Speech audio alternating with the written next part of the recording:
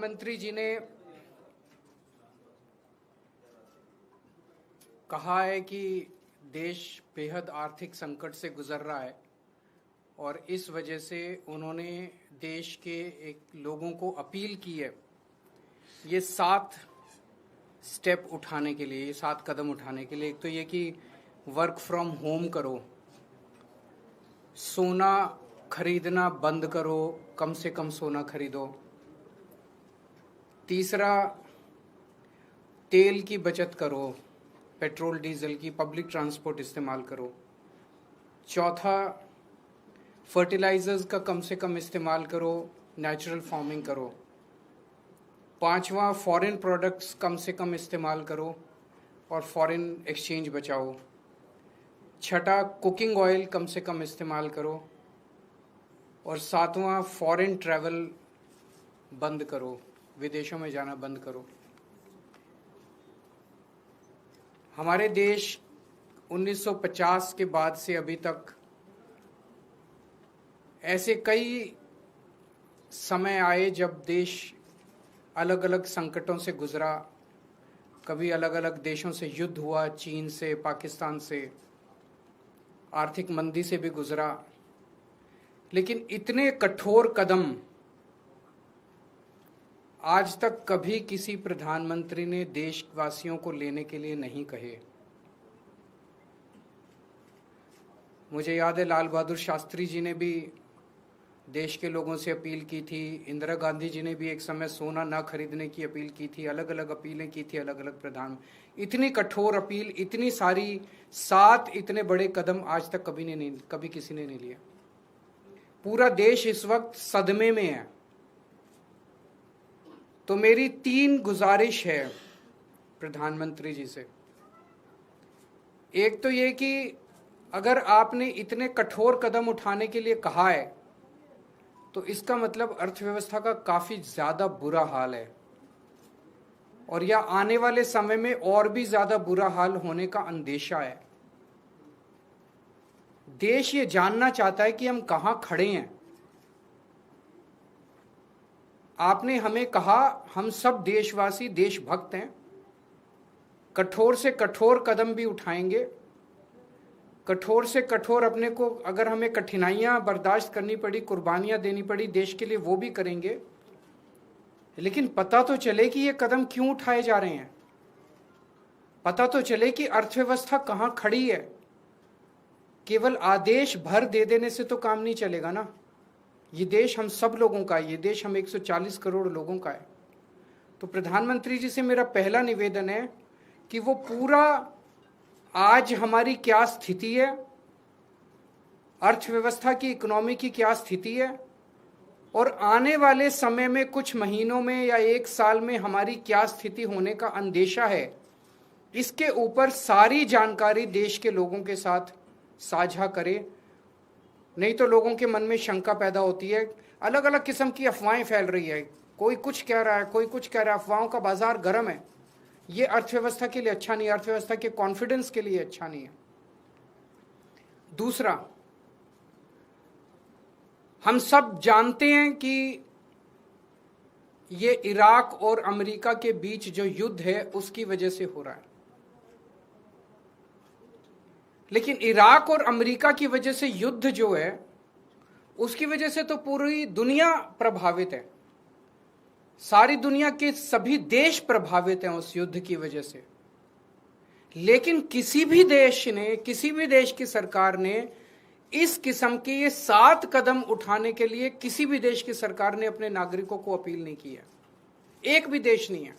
किसी ने कुछ एक स्टेप, किसी ने 2 स्टेप, किसी ने, लेकिन ये 7 इतने कठोर कदम उठाने के लिए एक भी देश की सरकार ने अपने नागरिकों को अपील नहीं की है। इससे मन में शंका पैदा होती है कि कहीं स्थिति केवल इराक अमेरिका के युद्ध की बजाय और भी कहीं स्थिति कुछ और ज्यादा खराब तो नहीं है। हमारा देश किन परिस्थितियों से गुजर रहा है। तो दूसरी मेरी मोदी जी से प्रार्थना है कि देश के लोगों को बताए कि जो कदम किसी भी देश ने नहीं उठाए, सभी देश प्रभावित हैं, ऐसे कठोर कदम केवल भारत देश को उठाने की क्या जरूरत पड़ी, इतनी ज्यादा क्या खराब स्थिति हो गई। और तीसरी बात, इसका सारा बोझ मिडिल क्लास पे क्यों डाला जा रहा है? फॉरेन मत जाओ, फॉरेन प्रोडक्ट्स मत खरीदो, सोना मत खरीदो, पेट्रोल डीजल गाड़ी मत इस्तेमाल करो, वर्क फ्रॉम होम करो, पब्लिक ट्रांसपोर्ट केवल और केवल इन सारे कदमों से केवल मिडिल क्लास बहुत देशभक्त है।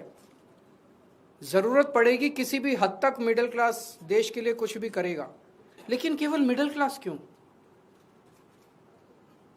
सबसे पहले अगर कुर्बानी देनी चाहिए थी तो देश की सरकार को कुर्बानी देनी चाहिए थी। देश की सरकार अपने खर्चों के ऊपर, अपनी कंज्यूमर जो कंज्यूम करते हैं अपने खर्चों के ऊपर, देश की सरकार सबसे पहले कटौती करती। देश की सरकार ने कोई कटौती नहीं की। उसके बाद देश के प्रधानमंत्री और सारे मंत्री मिलकर अपने अपने खर्चों पे और कंजम्पशन पे कटौती करते। उन्होंने भी कोई कटौती नहीं की। सब खुले घूम रहे हैं, विदेशों में भी जा रहे हैं, गाड़ियां भी खूब इस्तेमाल कर रहे हैं, हवाई जहाज सब हो रहा है, सोना भी खूब खरीद रहे होंगे। उसके बाद अगर बनता था तो अफसरों के ऊपर, अफसरों से उम्मीद की जाती कि अफसरशाही जो है वो कुछ कुर्बानी करेगी। उसके बाद उम्मीद थी देश के अल्ट्रा रिच, जिनमें मोदी जी के कुछ दोस्त हैं, उनसे भी एक अपील करते मोदी जी की अडानी जी भी कुछ कुर्बानी करें, और जो देश के अल्ट्रा खरबपति अरबपति हैं वो भी कुछ करो। उनसे भी कोई अपील नहीं की गई। केवल और केवल देश की मिडिल क्लास से ये अपील की गई। इस बात का दुख होता है। मैंने पिछले 2 दिन में कई लोगों से बातचीत की, उन्होंने कहा हम करेंगे देश के लिए कुर्बानी, लेकिन केवल हम क्यों? अडानी जी कुर्बानी नहीं करेंगे, मंत्री कुर्बानी नहीं करेंगे, अफसर कुर्बानी नहीं करेंगे, मोदी जी कुर्बानी नहीं करेंगे, देश तो सबका 140 करोड़ लोगों का है, चुन के केवल मिडिल क्लास के। तो हम सब लोग तैयार हैं, जो भी देश के लिए करने की जरूरत है हम सब तैयार हैं, लेकिन चुन के मिडिल क्लास को टारगेट ना किया जाए और देश के साथ सारी इंफॉर्मेशन साझा की जाए। अगर आपके कोई प्रश्न है तो। नीट का एग्जाम जो है वो रद्द करना पड़ा है। सबसे पहले मैं उन लाखों बच्चों को और उनके पेरेंट्स को अपनी तरफ से पूरी संवेदना देना चाहता हूं जो इस परीक्षा के रद्द होने से प्रभावित हुए हैं। मैंने भी अपनी जिंदगी में आईआईटी का पेपर दिया था पहले, फिर सिविल सर्विसेज का पेपर दिया था। मैं जानता हूं कि किस तरह से कठोर तपस्या करनी पड़ती है। हमारा एक छोटा सा घर होता था वहां पे हिसार में, ऊपर एक छोटा सा कमरा बनवा लिया था। 24 घंटे उस कमरे में बैठा मैं तैयारी करता रहता था। फॉर्चुनेटली उन दिनों में पेपर लीक नहीं हुआ करते थे। इतना गरीब परिवार होते हैं वो, गरीब परिवार, कोचिंग इतनी महंगी है, कोचिंग करने के लिए कई लोग दिल्ली आके रुकते हैं, दिल्ली में किराए की जगह लेते हैं बच्चे, अपने माँ बाप, कई लोगों के माँ बाप अपनी सोना गिरवी रख देते हैं, जमीन बेच देते हैं बच्चे को कोचिंग कराने के लिए, और उसके बाद अगर पेपर लीक हो जाए तो उससे बड़ा मैं समझता हूं कि धोखा किसी के साथ नहीं हो सकता। और ये नीट का पेपर पहली बार लीक नहीं हुआ, मेरे ख्याल से एक बार 17 में हुआ था, एक बार 21 में हुआ था, फिर एक बार 24 में हुआ था, और एक बार अब लीक हुआ है। 4 बार पेपर लीक हो चुका। तो पेपर ऐसे तो लीक होते नहीं है। इसका मतलब बहुत बड़े स्तर के ऊपर कुछ ना कुछ तो कल्यूजन है, मिली भगत है, पॉलिटिकल पेट्रोनेज है। मैं ये जानना चाहता हूं जिन्होंने 2017 का पेपर लीक किया था वो आज कहां हैं? उनको सजा मिली? जिन्होंने 2021 का पेपर लीक किया था उनको सजा मिली? जिन्होंने 2024 का पेपर लीक किया सबकी बेल हो गई, सारे बाहर हैं, सबको कह दिया गया अब अगले पेपर के लीक करने की तैयारी करो। और वो कर रहे हैं, पेपर लीक पे लीक पे। ये चल क्या रहा है इस देश के अंदर? और मैं पूरी जिम्मेदारी के साथ कहता हूं, सरकार चलाना कोई आसान काम नहीं है, सरकार चलाना बहुत मुश्किल काम है। जिन लोगों से एक पेपर ठीक से नहीं होते बिना लीक करवाए, वो सरकार क्या चलाएंगे? मिले हुए हैं ये लोग। It is a case of complete कल्यूजन।